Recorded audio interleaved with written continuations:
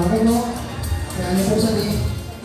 Ako po si Binisisikan, galing Pasig.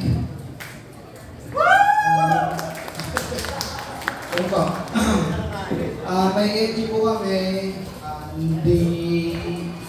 minsan Sabado, minsan Linggo, kasi minsan busy, minsan kasi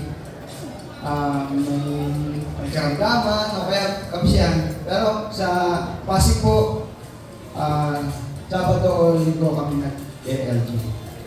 Yun po. Testimony ko lang po, kahit na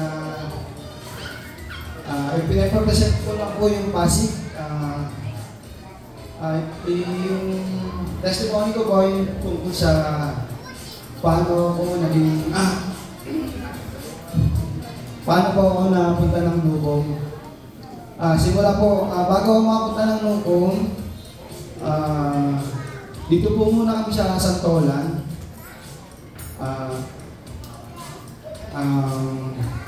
Bali, bago na po ito yun bago na po yung mga kasama ko, ako na lang yung natira sa dati.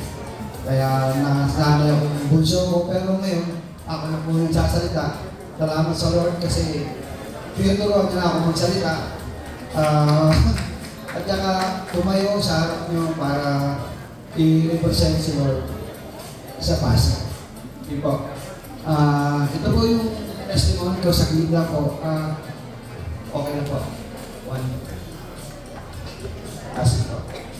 Nung makilala ko si Lord sa medyo hindi maganda, pero sa ganong biyaya ng Diyos, kahit na mali, nagkaroon ako ng oras para sa Kanya. Nakilala ko siya. At araw-araw na gusto ko na magbabasa ng Bible, yun nga, naitanong sa akin ni Lord na dapat na kasama ko siya palagi.